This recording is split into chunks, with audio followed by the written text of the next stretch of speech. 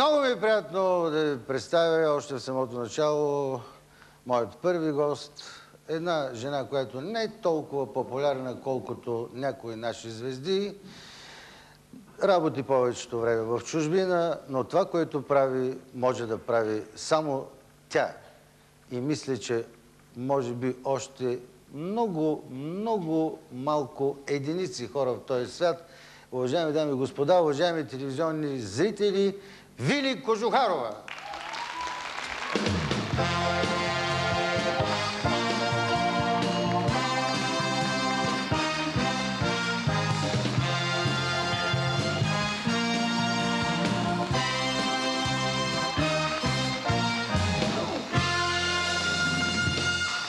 Много е приятно, че си тук. В момент само да наместим столчето. Повечето да виждат хората, отколкото аз. На мен въобще не ми обръщайте внимание. Ние сега сме пред зрителите и то не само тия, които са в залата, тия, които ни гледат по телевизорите. Първото нещо, което искам да ви запитам веднага, така просто аз съм изненадан на хора, които се занимават с тази професия, как успяват толкова така да бъдат дисциплинирани и наистина да запазят фигурата, не само женската имам предвид, но и мъжката. Има доста хора, които успяват да я запазят за дълго време, красива и такава, каквато даже, така, да не кажа, но нека бъдем откровени, всички искаме да имаме хубави фигури, но това сигурно става трудно. При всички положения е трудно, но аз лично го поддържам с глад. Глад? Така, друга формула няма. Много точно. Така, точно така. Само с глад, нали? Налагате си и гладувате. Гладувам, да. Да. И аз проявих това нещо. На времето, като снимах Господин за един ден, режисьорът ми каза, можеш да ослабнеш с 10 килограма. Аз тогава оглупях. Как ще ослабна? Какво да направя? 10 килограма, не нали 1 килограм. И достигнах до същото откритие. Глад. Друга формула няма. Да, само с глад. И може би вечер, късно след работа, една малка гроздова. Но толкова. Да, може. Да. И другото, което правих, за да няма да ви издам тайна, мисля, че ако ви кажа, и малко гимнастика. Много е полезно. Така се казваш по наше време гимнастика, не знае как. Гимнастика определено се казва гимнастика, но тя е за стягане на мускулатурата, но от нея не се слабее. Не се ли слабее? Определено. Но се трябва да е прекалено много. Поддържа се тонуса. Да. Вие какви упражнения правите? Например, сутрин ставате и какво правите? Ами, ако трябва да бъда откровена, аз пия кафе и пуша цигара най-напред. Сутрин? Да. Това като гимнастика и аз го правя, но не съм забелязал ползата от това. Не, много е хубава тази гимнастика, но като упражнения какви? Правите ли някакви загрявки, такива работи? Да, като изпия така общо взето една кофа кафе и почвате 4-5 цигари. Да. И тогава започвам една усилена подготовка, която да ми поддържа естествено телосложението. И какво горе-долу така, от какъв характер правите неща? Ами, вижте сега, те са такива общо подготвителни упражнения, предимно за мускулатурата на краката, на талията, тазобедрената част, за гръдния кош. Аз много се извинявам, обаче бихте ли ми показали някои упражнения, защото аз ще ви покажа от моите. Ами да опитаме. Аз правя такова нещо. Освен дежурните, които правя, извинявайте, че се събличам така пред вас безпардонно, но когато говорим за професия, значи професионално ще работиме сега. Така ли? Мисля с такава рокля. Ужас. Не, защото аз първо почвам от това, което е много лесно. Да, това е добре. После стигам до сядане на пода и тук вече ми започва трудното. Много е трудно. Защото правят така, разбирате ли? И това е много хубаво. И за кръста, добре, обаче трябва и така малко леко погледа напред към публиката и тук гърба да влезе вътре. Знаете, забелязал съм, когато погледна напред, веднага отивам назад. Но ако искате, покажете ми това, което искате да ми го кажете. Направете ми го, аз съм така от тия актьори, които ще ми покажат нещо. Малко така с поличката ще трябва да вдигнете, няма нищо, не се притеснявайте. Значи сядаме. Тихо бе. Росе, много моля, ако не връза, не се обаждайте. Не дейте. Това Не е какво е? толкова трудно. Това как... Вие отивате много напред сте, долу сте чак. Това аз не мога... Друго нещо, което бихте ми показали? След 2-3 дена, ако го порепетираме заедно, може би да го направите. Да, може би никога няма да мога да се изправя повече. Ами, да опитам нещо тогава по-лесно, а? По-леко, да, от по-леките ми дайте, аз на по-леките съм много добър. Тук микрофончето казахте, че е по-евтино от вашето, значи мога да го счупа. Не дейте да имате притеснение за микрофоните, ние без това сме зле с озвучаването. Добре, чакайте да го преместя малко така по-насам. Да, това, което показвате е достатъчно така нагледно, за да има нужда да се чува. Добре. Не, да не го щупа. За това се притеснявам. Само да видя. Да, това го правя много хубаво. Добре. Така ли? От тук. Супер!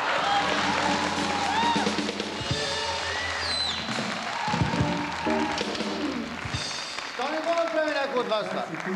Ти направо си неотразим. Да, и да минем към следващото. Да, следващото е малко по-сложничко, така ще трябва с мах да си повдигнете единия крак, който ви е удобно.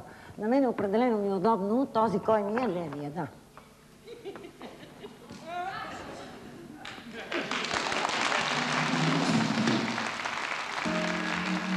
Така не успях да повреда микрофона, надявам се. Страшното е, че се изправихте. Аз това, ако го направя, така ще се остана за цял живот. Но лошото е, че при вас в тая поза, в която бяхте финалната, чакай как беше тя, това е красиво, при мен сигурно ще бъде тъжно. Ръцете така и го правя. Така и мах с единия крак. Направи. Хубаво бе. Добре. Тогава аз ви предлагам нещо. Сега ще ви го кажа на ухо. Да. Смятам да оставя моя партньор и да ви смена с него. Пътуваме в чужбина. За чужбина аз съм винаги готов, обаче какво ще правим оттам нататък? Ето какво. Просто идвате така. Аз заставам така до вас. Тремоло, ако обича капелата. Тремоло, ако имате. Супер. Ето ги това.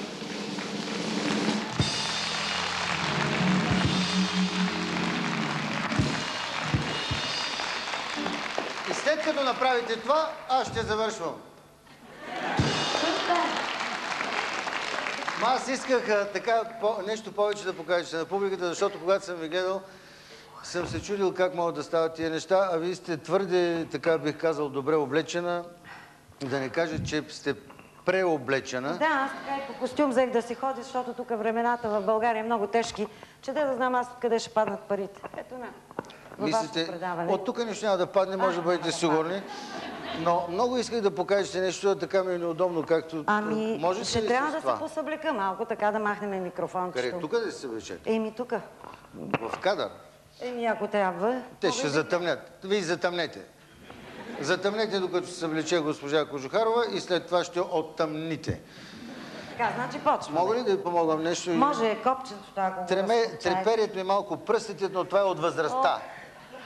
И на мене ми трепери всичко. Това го оставете тук. Така. Никога това бюро такова нещо не му се е случвало.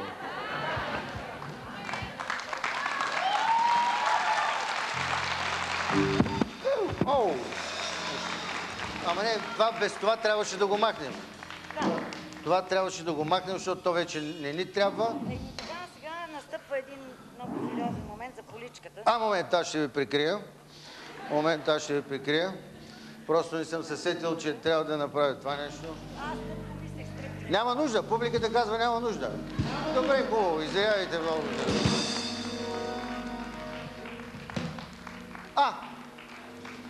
Аз не очаквах, че до тук ще стигнем, но мисля, че е добре.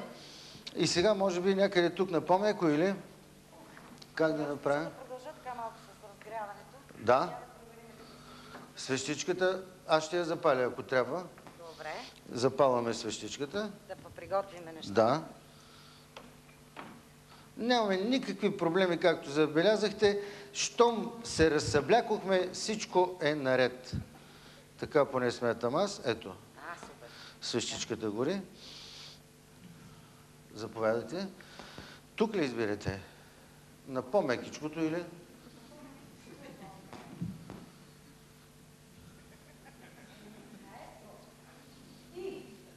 Да, заповядайте, да. Те броят обикновено 1, 2, 3, което така и не мога да разбера за кого го правят, защото винаги започват грешно.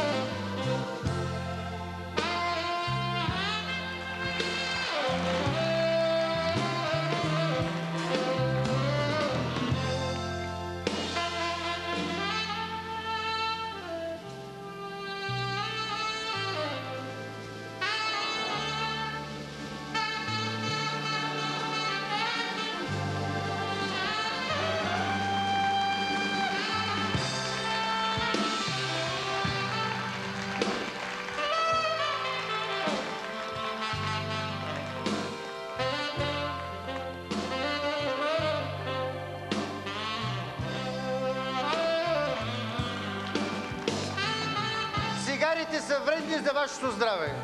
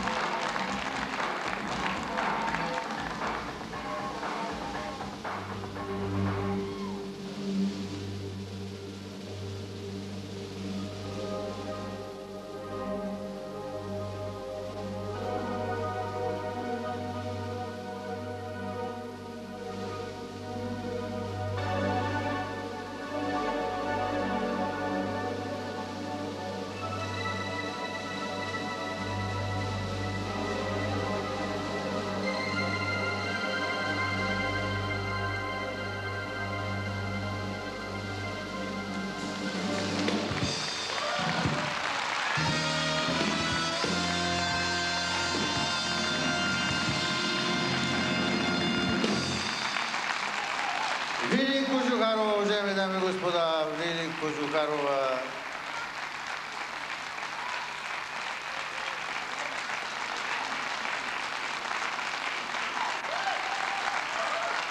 Лили Кожухарова, много ви благодаря.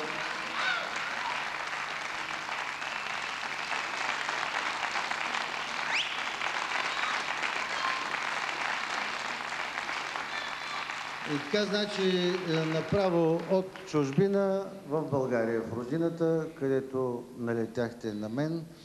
Много ви благодаря. Това съм го виждал, което го правите. Това, което...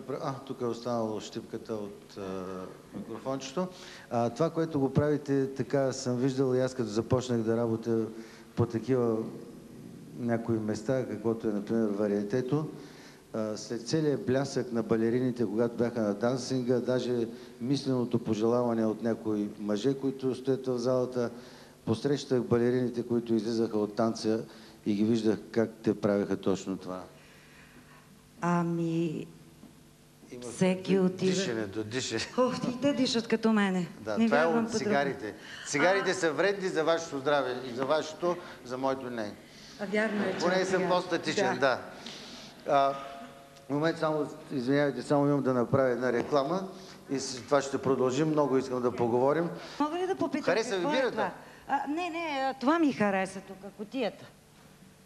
Тая кутия? Да. Тя е на предаването. За реклама сме приготвили. За такива и колко сантиметра е тази кутия? Нямам представа, но мога да ви кажа горе-долу около 49, мисля. Колкото един екран на телевизор. Да, обаче това ще да е по-малко тук, като го гледам. Това е тук по-малко сигурно. 44. 3 може. Може и 43. Защо? Харесва ви? Много ми харесва и така мисля да се опитам да влеза в нея. Така или иначе направих. Аз съм опитвал съм. Я пробвайте, може и да можете. Не, вижте, опитвал съм и гледайте какво се получава. Я да видим. Не, аз сега да не ви го покажам, защото се натъжите. Все едно значи, той нещо да си го направя така и накрая единственото, което му направи, сакото ми влиза главно. И настой чупирите. Да. Но ако искате да опитате, аз съм така готов да... Ще пробваме. Да, заповядайте. Оркестъра готов ли е? След Каменица, като пият, те са винаги готови. На всичко са готови. Значи заслужава договор за чужбина. Ще помислиме. Не, по-добре не мислете. Ще съжалявате. После аз да ви предупредя, пък ви правите каквото искате.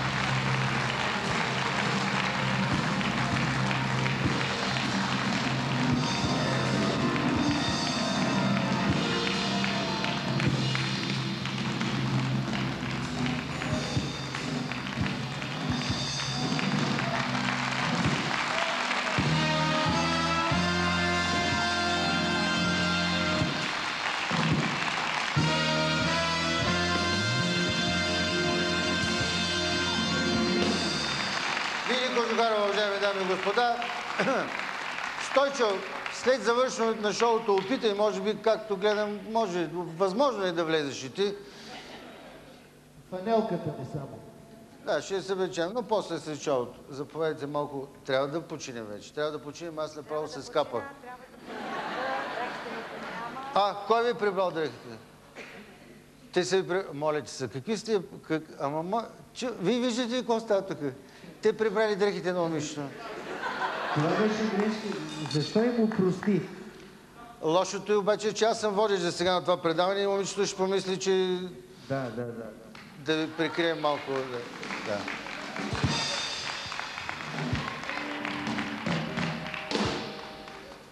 Заповядайте. Това не съм очаквал, че стане. Росене, кой ви каза да прибирате дрехите? Кой ви каза... Да, утре събрание в 10 часа сутринта. Ама няма ли да ми помогнете сега? Как? Разбираш, ще ви помогна. Той Росен налетя нещо, обаче... Така, сега... Как го обличате това нещо, жените? Влизам в поличката така. За какво ли ви да се обличате? Ами, знам ли това аз? да се чува. Това е толкова трудно нещо. Опа. Аз, между другото, съм си мислил, защо хората въобще се обличат? Представете ли си света да тръгне гол? Какво ще стане? За вас това ще бъде много хубаво, а за някой ще бъде такава тъга. Имам предвид Стойчо. Да.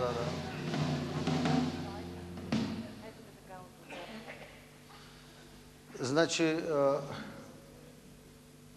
вие не вярвате, може би, че нямам никакъв пръст в задигането на дрехите. Вярвам ви.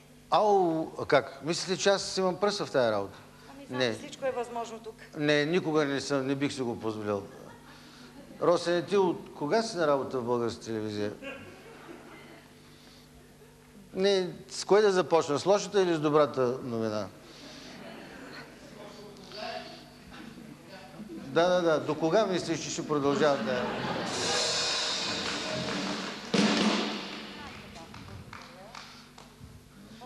Ясно. По-добре, нали? Мисля, че ако седнете, ще бъде още по-добре. Точно така. Много сте добре. Аз ви уверявам, че сте много добре. След всичко, което изпълнихте, аз мисля, че който от публиката пожелая да изпълни същото, може докато се говорим да го направи за останалите. Ще бъде много интересно. След всичко, което изпълнихте, аз отгоре на всичко искам да ви питам така, да разменим няколко думи. Ви пристигате сега от Швейцария. Да. Само една секунда, просто да си вдигна косата. Не се притеснявайте нищо. Това е, мисля, че много хубаво, че виждат хората, че нищо скрито и покрито няма. Няма само лъскаво и блясък, а има професия, а особено вашата, това, което правите, е доста трудно. Който не е съгласен, да го направи. Вършите се от Швейцария. Намирате ли така голяма прилика между България и Швейцария? Не, защото нали говорят, че България е можела да стане... Малка Швейцария, може би. Малка Швейцария, да. Какво да ви кажа? Всеки път, когато се връщам тук в България, се връщам с едно такова удоволствие, с радост. И още щом прекрачим на границата, много ми е мъчно, че трябва така да го споделя. Едно разочарование. Швейцария. Вие искате да сравнявате България с една от така доста цивилизованите страни с такъв висок... Не искам да я сравнявам. Някои сравняват, затова реках вие така като прясно дошла да кажете. Да знам, така може би горе в Родопите, там така да прилича малко на Швейцария. Да. Иначе всичко започна при вас след завършването на ВИФ? Не, аз не го завърших, прекъснах по майчинство. Да. И бях учителка една година по физкултура, то не е различно от института. Не се надявайте, че ще ви задам страшно глупавия въпрос, въпреки че повишават заплатите на учителите сега, дали съжалявате?